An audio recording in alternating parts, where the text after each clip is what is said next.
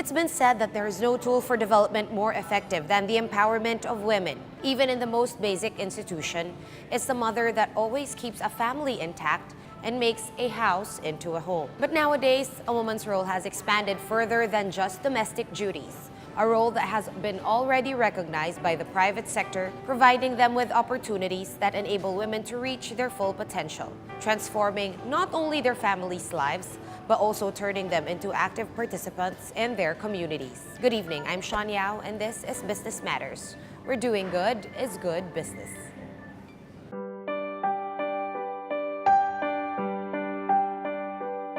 Isa daw po sa pinakamahalagang yugto sa buhay ng isang babae ang pagbubuntis at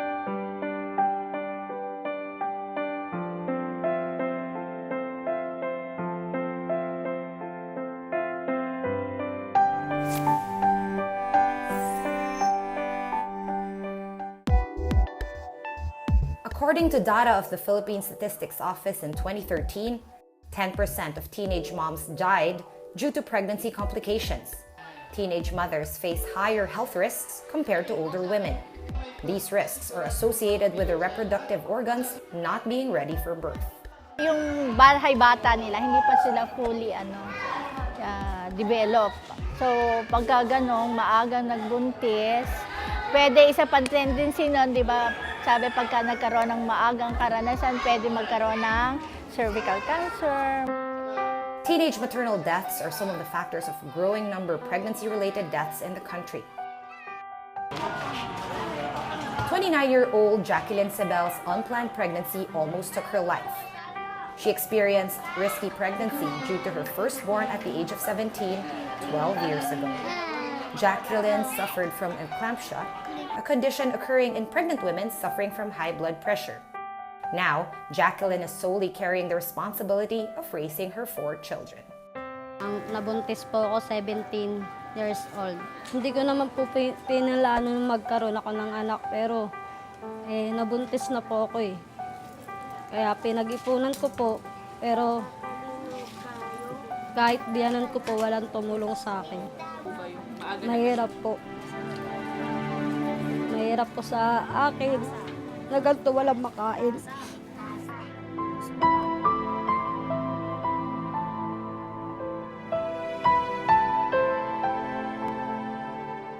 Mahirap magdiskarte para mapakain sa mga anak ko.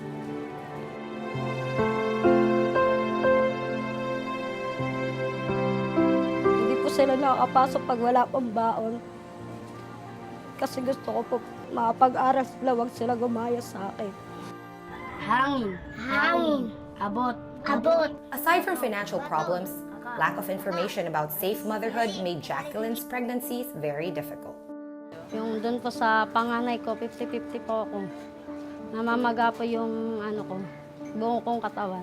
Hindi ko alam kung anong ininano sa akin. Kaya nagkaganon po yung katawan ko. Kung ano po ako, high blood po. Tulog lang po kasi ako ng tulog eh. Yun, kaya kung wala po yung magulang ko, sana po ako. Hindi ko alam po kung anong gagawin ko.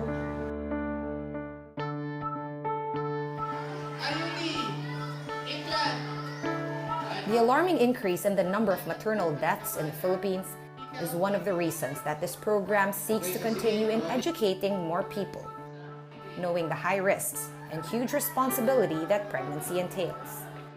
Gaya sa mga depressed area, mas marami ang nagkakaroon ng pagbubuntis na hindi planado. Kaya ganun na lang ang aming pagkampanya tungkol sa kahandaan. Through the help of the Safe Motherhood Caravan program, spearheaded by PBSP or Philippine Business for Social Progress, in partnership with the local government units and private sector, such as the one with the country's leading health management organizations or HMO providers, Jacqueline and other women are now fully aware of the importance of safe motherhood practices.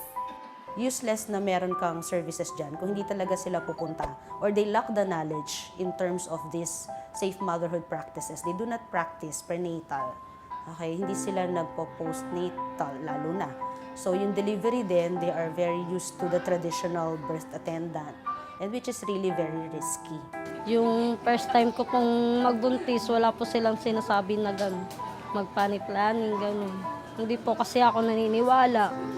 Ngayon naniwala na po ako. Kasi sabi nila may effect daw yun.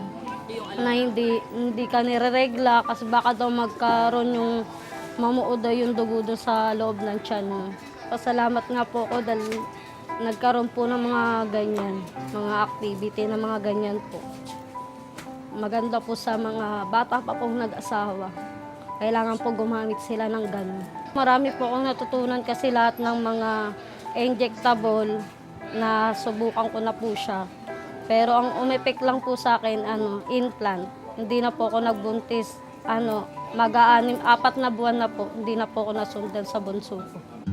The partnership believes that intervening to make motherhood safe not only enhances women's health, but also the socioeconomic opportunities that is an essential investment for the future.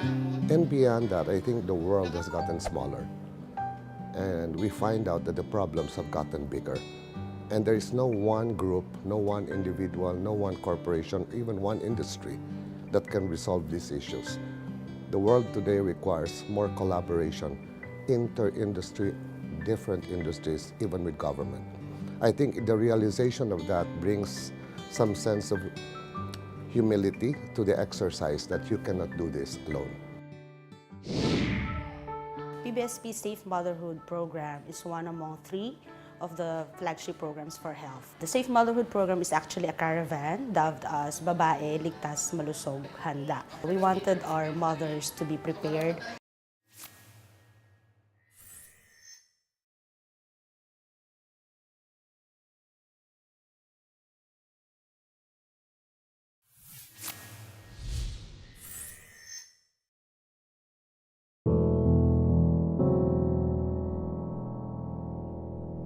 Maternal mortality rates in the Philippines remains one of the highest in Southeast Asia. In 2015, there were roughly 114 mothers dying in childbirth per 100,000 live births in the country. That's far beyond the Millennium Development Goal or MDG target of 52 women per 100,000 live births. Si Mami, may mas bata pa ba sa 17? Ilan taon po? To help address this health problem, the Philippine Business for Social Progress, or PBSP, together with the local government units and with one of the country's leading health management organization providers,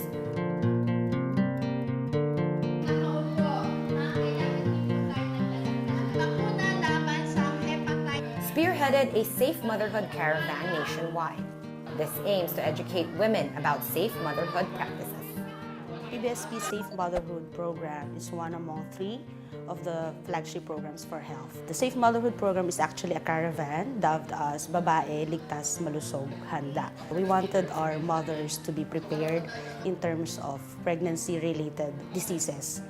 Actually, it is PBSP's response to our MDG's goal, or the prevalence of high mortality rate. No, as we know, the country wasn't able to actually achieve its goal in decreasing our maternal mortality rate from 52 deaths per 100,000 live births. Bibigyan ka ng iron na may folic acid at vitamin There was a D. very high mortality rate in the maternity side of the statistics that we found. It was a sad commentary, truly, of how little we have come across over time in supporting the very basic needs at the community level. Though maternal mortality is preventable, many women are still losing their lives for giving life due to neglect and lack of information about safe motherhood. According to a study, around 11 Filipino mothers die every day from any cause related to or aggravated by pregnancy or its management. It's really very preventable, and it's sad na may namamatay na kababaihan sa pagbibigay ng buhay kasi it shouldn't be happening. Maternal mortality rate kasi natin, or namamatay ng mga kababaihan because of pregnancy-related phenomenon. Sabi kasi with the World Health Organization, ang causes niyan ay yung 3 delays. So meron tayong delay ng mga mothers in reaching the appropriate health facility. Tapos may delay din in giving or providing services. And then delay in seeking medical interventions or yung pagpapacheck up. So the Safe Motherhood programs wishes to address or respond to that gap. Dahil po sa epekto ng gamot, With PBSP, we're able to touch as many communities. If we do it by ourselves, we will not have the same reach. In the past 3 years, we've touched 64 barangays. We're still ongoing. And 11,000 mothers that have participated in our Safe Motherhood programs. Without PBSP, we will not be able to do it. Running on its third year, the Safe Motherhood Caravan has been going around the country to strengthen the information campaign. This joint venture of the PBSP and businesses, like one of the country's leading health management organizations or HMO providers, gathers hundreds of women to impart knowledge about the importance of safe motherhood practices that can help reduce maternal and infant mortality, especially in places where women are most vulnerable. When we started the company, there was a different kind of vision that we wanted to introduce into the healthcare. And if you take a look at our mission vision, it says there that we have to do things, at least in the healthcare industry, with a sense of humanity and purpose. And that's exactly what this Safe Motherhood program enables us to do. Currently, we're having the Safe Motherhood Caravan here in Parola, in Tondo, Manila. We've invited more than 100 women of reproductive age to provide them with helpful information regarding how to be safe before, during, and after their pregnancy. For Port area, we're in partnership with the Manila Health Department, and they were able to identify Parola as one of those sites that really need information regarding how to be safe during the mother's pregnancy, and also education regarding family planning. About 200 mothers, pregnant women, and women of reproductive age in Parola, Tondo benefited from this event. ang isang nanay daw pag nagbubuntis, Caravan had activity sessions on pre- and postnatal care and immunization. It also had talks that encouraged participants to make smart choices in family planning, especially during pregnancy. family planning, ano ang unang pumapasok sa isip nyo? Taas ang kamay. This event is just one of the 75 safe motherhood caravans conducted nationwide since 2014. During the caravan, we have 4 modules. We call it usapan. We have usapan sessions that actually responds to such problem. So we have usapang pangkabataan that's addressing teenage pregnancy. And then we have the usapang bagong maginoo. And then we have the usapang pwede pa. That is to address the family planning needs. And then the other one, we have usapang kontento na. Kontento na meaning they do not want to have another child, so they're into the permanent methods. To further understand the needs of women in each community, Yes ba? Caravan partners with a local government unit to implement the program more effectively. Ang kahalagahan ng ganitong information campaign, yung Safe Motherhood, nagkakaroon ng awareness mga nanay na nagbubuntis, mga nanay na nakapanganak na magkaroon ng kaalaman tungkol sa kahalagahan ng pagpa-prenatal check-up at saka yung panganganak sa mga health facilities. Kasi napapansin natin ngayon, yung iba unang anak lang, doon medyo excited pa silang magpa-prenatal. Pero pagka pangalawa, pangatlo, pang-apat na anak, doon na nawawalan sila ng panahon para magpa-check up sa ating health center. So if you do not address dun pa lang sa simula nung buhay, nagkakaroon na siya ng mga consequences. This initiative of PBSP provides a platform for companies as a collective to support the government's program to address and hopefully reduce the maternal mortality rates in the country through empowering women and educating them, especially those living below the poverty line, to lead and live healthier and better lives. Aside from contributing to maternal mortality, we wanted our women to be empowered in terms of their health, in terms of their bodies. PBSP actually responds to the emerging issues. So for Safe Motherhood Caravan, but as long as meron pa rin tayong mga kailangang gaps na i-fill at interventions na kailangan natin gawin, I don't think na titigil or hihinto si PBSP in terms of implementing and providing these services sa mga kababaihan. Kaya po yan, nakikita po natin yung mga pagkain. You have to really resolve the issue at that level holistically so that you truly have an impact, a long-term impact in the community. And it's also important that it becomes sustainable, that they themselves become empowered to continue the programs themselves. We always go back to the adage that you give a man fish to feed him today, but you would rather let him know how to fish so that he can sustain himself for a lifetime.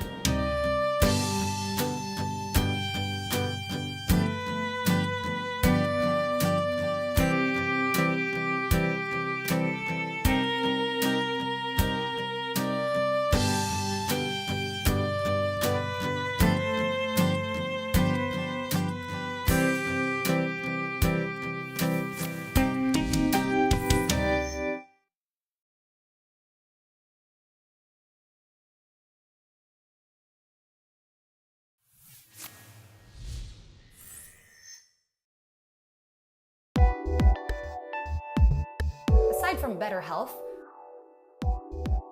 providing sustainable livelihood to women is also an instrument in community empowerment and development that will help alleviate poverty in the country. Based on a 2015 survey, more than 12 million Filipinos are living in extreme poverty, meaning they lack the means to feed themselves. This is the problem that a non-stock, non-profit organization desires to address. Villar Foundation, talagang it's ang aming aim is poverty reduction. How do you get out of poverty? Di ba livelihood dapat? Pagkakakitaan, trabaho. Yun talaga ang main advocacy namin sa Villar CPAG. Kaya Social Institute for Poverty Reduction and Governance. One of the foundation's poverty reduction projects is the Water Lily Weaving Project. The foundation, with the help of local government units, provides free seminars and assistance on how to turn water hyacinths or water lilies into a source of income. This also prevents them from being pests in fishing communities. One day, I told it problem namin to a exporter. Sabi niya, yung water lily can be made into handicraft. Tuturuan ko kayo. So siya nagturo sa amin to weave water lily into basket, into bags, into slippers, into mats, into furniture, lahat. May livelihood, malinis ang ilog at kapaligiran, and at the same time, may product pa. It's a combination, environmental and livelihood. To promote the use of water hyacinths and help water hyacinth weavers market their products,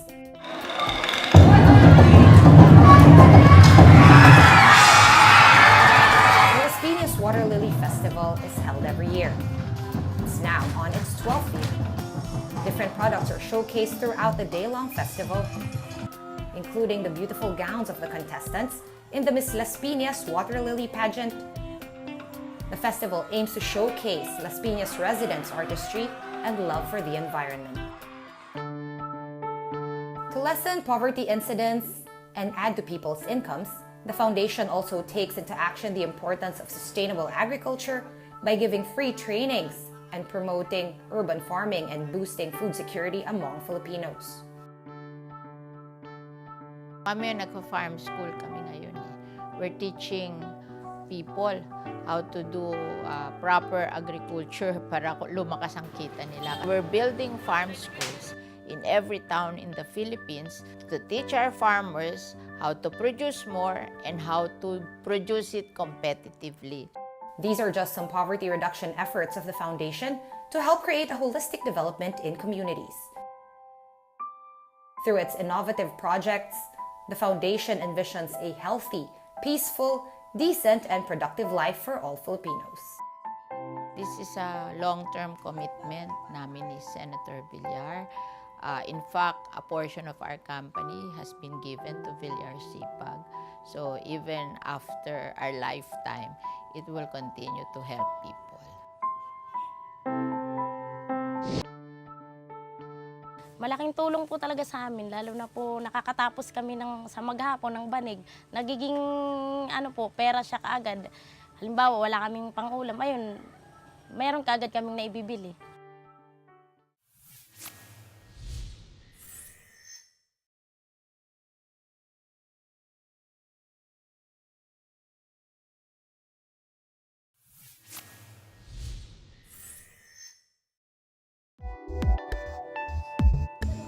Water hyacinths or water lilies were introduced as an ornamental garden pond plant because of its beauty. It also provides useful organisms to underwater life. But today, they're considered pests because they multiply so fast that it clogs waterways, blocks drainage systems, and causes floods. Its overgrowth also affects the livelihood of many fishing communities. But in one Rizal community, people are taking advantage of the abundance of these pests by generating income by turning water lilies into useful handicrafts. Dito sa Cardona, we started more than 4 years ago. We gave free livelihood training sa water lily weaving since ang Cardona ay isa sa mga community na nasa lakeside na nakukuhanan ng maraming water lily. Melanie is one of the beneficiaries of the Foundation's livelihood program. Dati kasi, ang sabi ng mga mangingisda, nakakaharang raw po sa yung sa palaisdaan, tsaka po yung taniman ng kangkong. Nung nalaman na pwede palang mapakinabangan ang water lily, dagdag kita rin po sa mga tao. 4 na taon na po kaming natutulungan ng paggagawa po ng water lily na banig. Lalo na po katulad ko, wala po akong trabaho. Sa bahay lang po. Habang wala pong ginagawa, yung water lily banig po ang ginagawa. Water lily stalks are dried, flattened, and cut into uniform sizes and woven into mats. And for a day of labor, Melanie usually finishes 2 water lily mats and sells them for 200 pesos to the LGU of Cardona, Rizal. Malaking tulong po talaga sa amin. Nagiging pera siya kaagad. Halimbawa, wala kaming pang-ulam, ayun, mayroon kaagad kaming naibibili. Ang mga poor women natin, they stay in the home kasi nag-aalaga sila ng bata. Wala naman silang katulong, di ba? Ito magagawa nila sa bahay nila. So, aalagaan pa nila yung mga anak nila. May hanap buhay din sila. Nakakatulong doon sa mga asawa nila. Kung maliit lang ang sweldo ng asawa, pang dagdag. Meron silang sure market kasi doon sa mga tinuturuan namin na community, we are requesting them na banig ang gawin nila. Kasi yung mga banig na ginagawa nila, kami yung bumibili. Ginagamit naman yun ng Villarsipag sa pagka may mga relief operations kami, like sa bagyo, pag sa nasunugan. Imbis na bibili kami ng mga banig na plastic, at least we're hitting 2 birds in 1 stone. Since taking part of the project in 2013, aside from the everyday needs of the family, Melanie's earnings from water lily weaving has also helped them invest in a new motorcycle and the renovation of their house. Ayun po, naisipan namin ipa-flooring na lang po yung sahig. Ito po, ding-ding, yung division po, ayan, katasin po yan ng Villarsipag. The Foundation's water lily weaving project has been around since 2005 and has helped thousands of Filipinos. It continues to change many lives and is now part of the Foundation's commitment to alleviate poverty in the country. Hanggang merong community na nangangailangan, hanggang merong mga tao na willing matuto, willing gumawa. Dahil hindi naman magagawa ng Villarsipag ito ng sila lang. So, syempre nandyan din yung tulong ng LGU, ng ibang attached government, ng community. Hanggat nandyan din sila, hanggat merong nangangailangan, nandyan ang Villarsipag.